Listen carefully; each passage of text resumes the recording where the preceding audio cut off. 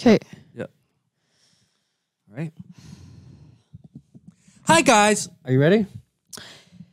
Yeah, I'm just distressed by the situation that's going on. Now, guys, we got pretty serious in one of the last videos that we posted here talking about the situation in Afghanistan, in particular, how it relates to women and girls and all of the hardships that they're going through. Guys seem to be fine. Guys seem to, not that it's obviously like horrendous because there's a lot of, I'm sure there's a lot of males that like freedom-loving man is going to be impacted by seeing his wife and his daughter being subjected abused. to this. Yeah, of course, exactly. It's going to hurt almost more than if he had been subjected to that himself, right? I guess I'm just so triggered right now by the complete, like, there's no words for it. Yeah, everyone's like misogyny. Suffering. Everyone's misogyny of the Taliban. Obviously, everyone's suffering, sorry, but it's just like the specifics of this thing and the fact that it all seems to revolve around women and being able to rape them, being able to steal 15-year-olds from their families and marry them off to these Taliban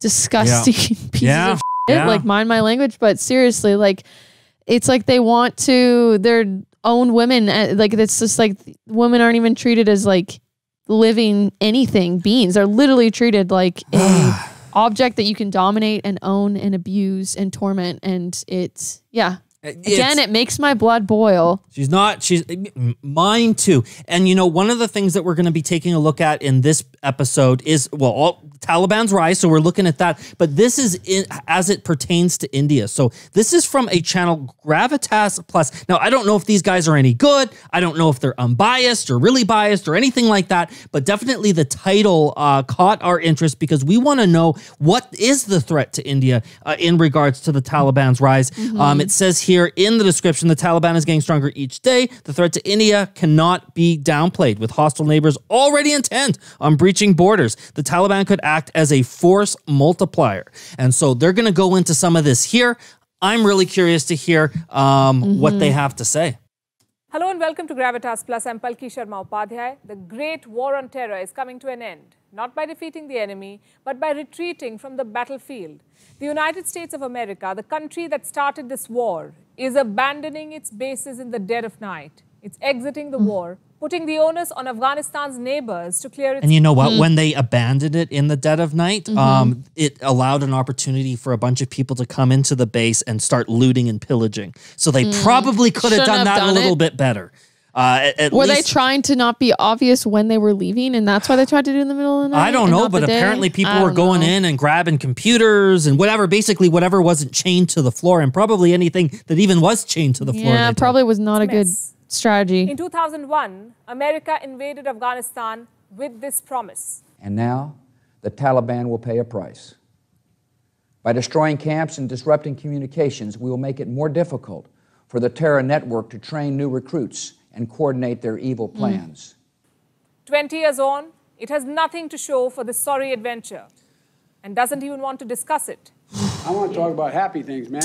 I'm not going to answer any more questions on Afghanistan. What? That was on the 4th of July. Come on, buddy. Yeah, he wanted to talk about how that people were saving 6% on their barbecues this year or something, despite the fact that fuel inflation is... I don't know. Anyways. I don't think pulling out was like the best decision. Like, I don't know. I've heard different perspectives, so it's just like hard, but...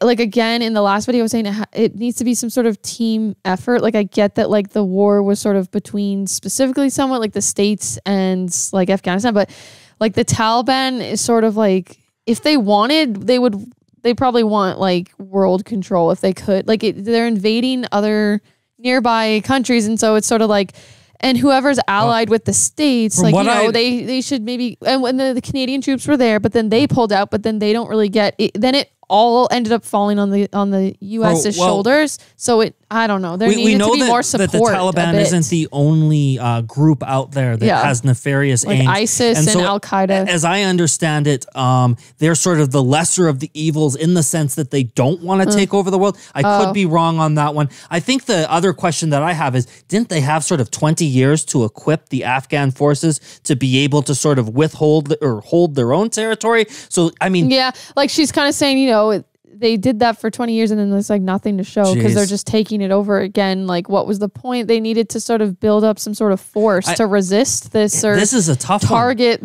one.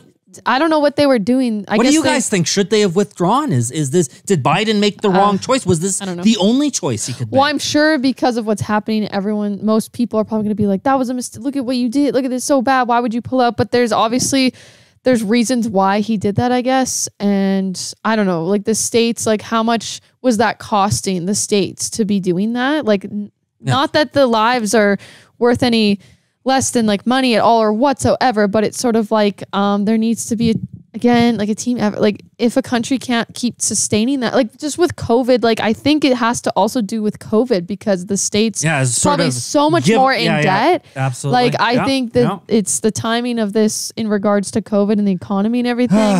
You know, I think that maybe has something to do with it. And I don't know. Yeah, let's hear what they have to say here. Happy things is shrinking by the day.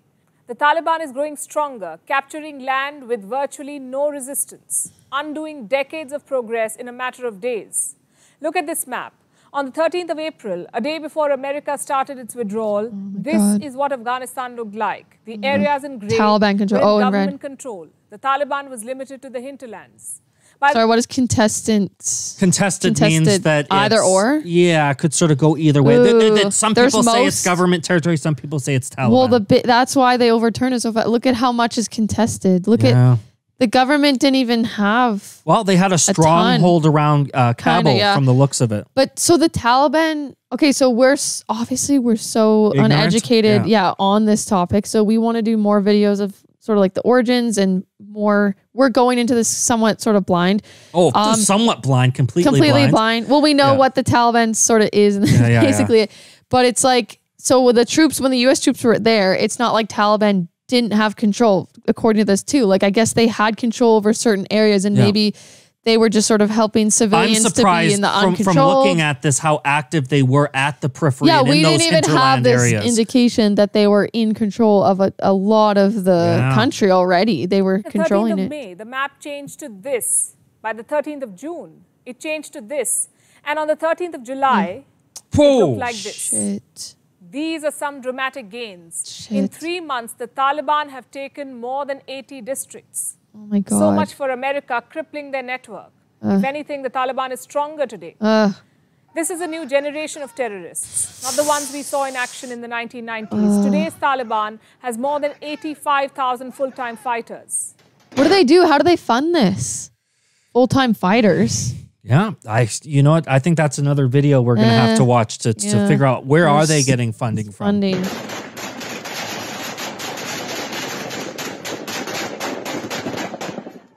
They come from younger and radical cadres. The size of the Afghan army is twice that of the Taliban, and yet their losses are mounting. In many parts of the country... Wait, so the Afghan army's bigger? Why are they? Is it just because they're not as cutthroat? You know, I don't know. We're going to have to watch. I think, I know we've got a lot of questions, but I think they might even be going into that. Okay. Afghan troops are surrendering their weapons, abandoning important checkposts, running away without putting up a fight, and embracing the Taliban as a legitimate force. Because they don't want to 6 months. die. That's all it will take for the Afghan government to fall unless a power-sharing deal is reached. And I'm not the one saying this. America's own intel assessments are. Wow. If these assessments turn out to be true, in 6 months, we could have a terror outfit running a country, controlling its resources, its politics, and its borders. It's a security disaster in the making, not just for Afghanistan, but also for its neighbors. Yep. Pakistan and China may see an opportunity in the Taliban's rise, but for India, this is serious. Opportunity. First of all, there's a risk to India's financial interests and investments. It has invested more than $3 billion in Afghanistan, facilitating more than 400 projects in all 34 provinces. Wow. This includes I did dams, not know that. schools, hospitals. Wow. Some of these installations are already being captured. Then there's a threat to Indians living and working in Afghanistan. Sorry, I have to pause it too because I just have to say I could be completely wrong about everything because I'm just like speaking out of like knowing nothing because I also was like, oh, the other countries should help and I'm acting as if they're not helping at all. Clearly, she was just saying that India was helping and funding. Yeah. So other countries didn't have like troops there necessarily, but like I'm sure the countries were sort of putting in some resources, some effort, but I think it just wasn't strong enough. Disclaimer, we don't know what we're talking about. We don't know anything. They're being brought to safety. India had 4 consulates in Afghanistan. In March, the one in Jalalabad was temporarily shut. In April, The consulate in Herat was shut. And last week, India evacuated staff from Kandahar. The consulate has not been shut. Local staff is still there. Plus, India has an embassy in Kabul. Oh, so India was in there. Nationals that they are not exceptions in the escalating violence and face a serious threat of kidnapping. This was on the 29th of June. On the 16th of July, an Indian journalist was killed. He was on a reporting assignment in Kandahar. For Reuters. Yeah. Things are taking a dangerous turn. And the worries for India are not limited to what happens inside Afghanistan. It has a direct bearing on India's security. Look at this map now. This is India with China in the north, a perpetual bully intent on breaching borders. And Pakistan in the west, a perpetual nuisance intent on destabilizing Kashmir. Now add She's certainly not mincing her words. Afghanistan to this equation and It's India not will become the good. front line against terror and expansionism. It's not a question of if, but when. An alliance of China, Pakistan and the Taliban is... What? No. There's an alliance with the Taliban? Well, with she was China and already Pakistan? suggesting that if they didn't want to lose all of their territory, that a power sharing agreement would have to be made. So, as I understand it, these countries, yes, they're having conversations with the Taliban as to how to move forward. Stay out of our country kind and in of thing? fact, well, to figure out how are they going to share power? How are we going to move forward here? What power? Well, they see that the Taliban's taken over Afghanistan, so they're having conversations with them as, basically acknowledging that they now have control over, at the very least, certain segments of Afghanistan. So basically, they're talking with terrorists, if you will, negotiating with terrorists. Now, the thing that I saw in our recommended too was that actually one of the media outlets, I'm not sure which one, I forget, but actually did like a big interview with the spokesman for the Taliban, and we're asking them all sorts of questions. Oh, I'd love to see So it's like that. they're not hiding from that the press because here. They're I was saying it's like they have spokesmen and official, and like because they are ruling or they've just about overthrown the government. It seems like they are being given legitimacy by other powers. It's the same as North Korea with like King John, whatever his Kim face. Jong-un, yeah. Kim Jong. That doesn't matter. Whatever. Kim Jong-un. He sucks. Don't kill me. Anyways, like he's like a crazy dictator, and he obviously meets with like all the he's a president. He's like it's so awkward. Strange world we live in. A far-fetched scenario. Pakistan and China are partners in crime, and every stakeholder involved in Afghanistan knows that the Taliban functions with the blessing of Pakistan's deep state, operating from the cantonments of Quetta and Peshawar. What? America lost the war because of Pakistan's duplicity, and it is Pakistan that is helping the Taliban take control now. What? The vice president of Afghanistan has said this on record, that the Taliban forces are being trained by the Pakistan military and directed from Quetta and Peshawar. He also said that the Pakistan Air Force is providing close air support to the Taliban in certain areas. That's the vice president of Pakistan saying that? Pakistani politicians themselves have accepted the fact in their country's parliament. कि हमारी रियासत को इतने ही ये लोग पसंद हैं, तो ये हमारी अपनी रियासत पे उनके हवाले क्यों नहीं करते? अगर इतनी हमें ये लोग पसंद हैं और वो हम इतना उनको ग्लोरीफाई करने की कोशिश करते हैं कि भाई वो इतने अच्छे लोग हैं, वो तो इतने ज़हीन लोग हैं, जिस तरह हमारे वजीर खारजा साहब के स्टेटमेंट है, तो ये हमारी अपनी हुकूमत पे उनके हवाले कर दे. Pakistan and Taliban. It's a cruel rhyme with a shady history and many lessons. The most important chapter is Kashmir. The Taliban has always acted as a force multiplier for Pakistan on Kashmir. This love affair has now been reignited. Extremists in Pakistan... So with the Uri situation that we recently reacted to some videos, and then we watched like the whole movie, and then we reacted to Christine Fair's lecture on Pakistan and India. So that was Taliban, do you think? This exact same... You know, I think, one of the things that... the terrorists. This lady's got a very strong opinion, perspective on things. Yeah. Now, I would want to clarify that, for example, the other day, we were having a lovely conversation on Instagram with our friend from Pakistan, who actually happens to be a Christian. We were in Walmart, just, what were you, shopping for clothes or something? Someone dials me, who's this? And I start talking to him. Yeah. Now we've kept in touch. We love the Pakistani people.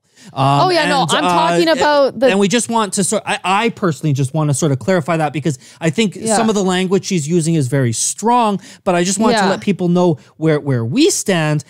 We have a lot of Pakistani fans that reach out to us and say, hey, you guys got to do more stuff on Pakistan. But it's not like the people or the like country itself. Like it's just, there was terrorism going on in Pakistan. So I'm just saying, is that like the same? Is it Taliban who also, the Taliban's in like several different countries. I think that for a couple of dum-dums like us, we just got to finish the video and then I just want to know. You guys will help us sort of dig into some of these particulars. Yeah. Celebrating the Taliban's return. Last week, there was a rally in Quetta in support of the Taliban. Pro-Taliban slogans were raised. Some even brought flags of the Islamic Caliphate. There's also been a surge in fundraising for the Taliban, donations increasing in Balochistan, with shopkeepers and local bazaars willing to spend as much as 10,000 rupees each. And then we have reports that Pak terror groups are joining forces with the Taliban. Which groups? The usual suspects. Lashkar-e-Toiba, Jaish-e-Mohammed, Tehreek-e-Taliban Pakistan, Lashkar-e-Jangvi. All these other little They're being terrorist hired groups. as advisors, commanders, administrators. What's common between all these terror groups? They all want Kashmir. I don't even need to tell you how far they're willing to go for this. So let's focus on the likely security ramifications for India. Number one, with the Taliban gaining strength, there will definitely be a rise in religious nationalism, pan-Islamism and jihad. And this will raise hopes and boost the morale of several terror outfits operating along Kashmir. They will seize every opportunity to infiltrate the border. Second, with the increasing penetration of social media and the recent restoration of 4G services, it would be naive to believe that the Taliban's propaganda, its glorified stories of ambushes and missions, will not find their way to Kashmir. And now we know that weapons invariably follow propaganda, and that is a third concern. These are the weapons being used by the Taliban: American-made sniper rifles, handheld radars, and camera-equipped drones. Should these weapons find their way into Jammu and Kashmir, the situation could be explosive. And the last major concern, internationalizing Kashmir. That's something they will try to do. The Taliban is now being seen and treated as a legitimate stakeholder in Afghanistan. They have diplomatic relations with the international community. They even have a diplomatic office based in Qatar, which was used to strike the peace deal that brought no peace. The Taliban's position will be leveraged by Pakistan. If one terror group can be legitimized, what's stopping the others from vying for the same? The challenge is real. The question is, what can India do? What are India's options? India is hoping that a dialogue will deliver. Talks may already be underway, and I say may because despite all indications, the government of India has not confirmed that it is talking with the Taliban. In September 2020, the Foreign Ministry signaled the interest for the first time. The Indian Foreign Minister participated in the intra-Afghan peace talks. And now there are reports that Indian security officials have opened channels of communication with some Taliban factions. These are factions said to be nationalist and outside the sphere So they of refused to influence of talk to them at Pakistan. first? Second, on a military level, India will have to strengthen the existing security mechanisms, especially its security shield in Jammu and Kashmir. It will have to make the most of new technologies like drones, which are transforming modern warfare. The Taliban has them, Pakistan has them. India, too, will have to explore modern technology. Third, on a societal level, India will need to strengthen its ability to handle terror in urban areas into new avenues and environments where the Taliban's ideology might flourish. On a political level, India will have to keep a check on separatist leaders willing to ride the Pakistan boat and on extremists looking to create trouble. India will have to make some diplomatic moves as well, which is already being done. Talk to stakeholders, talk to regional partners to rein in the Taliban. The bottom line is this. A resurgent Taliban is now a reality in Afghanistan, a reality that is here to stay for the foreseeable future. It will have to be dealt with at every level. But we must remember the Taliban at the end of the day is still a terror outfit more than anything else. It has survived a superpower for 2 decades with the help of a terror state. The superpower then gave them a seat at the talking table. Afghanistan today is the result of a series of blunders and deceits. Unfortunately for India, this is the card it has been dealt. Wow. Well, she just said exactly what she was singing. So that's Palki. Where? Sherma, was that? I was just trying to catch her name there. The name of the newsreader, Palki Sharma. Okay, tells you what India's options are. Wow. What channel is this? Why on? We've never reacted to something from this. No. News Interesting. I wonder if they're associated with Z News, because we've heard some people don't like Z News so much. Obviously, some people do. Once again, guys, we don't know whether these are legitimate sources, whether these are the videos that we should be watching, whether you agree with them, whether we agree with them. We're just sort of finding our way in the dark here, and we're definitely interested in the situation. Especially, but like she makes a point of like definitely. I think, yeah, I'd be worried about like the Kashmir. There's a lot going on there. There is, because that was a constant thing that happened in the past, and it's always a thing, and then it's like it's must be, if not the same, similar Taliban sort of belief principles in the depressing story. If it's terrorists that keep trying to take over Kashmir, like if the Taliban, if that's what they want, then it's like really sketchy. It's really scary. One of the things that I was thinking about when watching that was that I really don't know a whole lot about the history of the Taliban. How were they formed, and where did they come from, and have they always been? What's the difference between the ideologies with the Taliban, Al Qaeda, and ISIS? These are all sorts of things that here in the West sometimes we just hear, well, they're the bad guys. It gets and we sort of leave it at that. Sometimes, like we know there's a difference, but it seems like they are similar in a lot of ways, and so. Stay tuned, because we are planning to do some videos about the origins of these groups. And don't worry, guys, we're getting serious here, but we're going to be doing a lot more fun stuff too. We're still doing the same movie trailers and music and stand-up comedy, all sorts of fun stuff.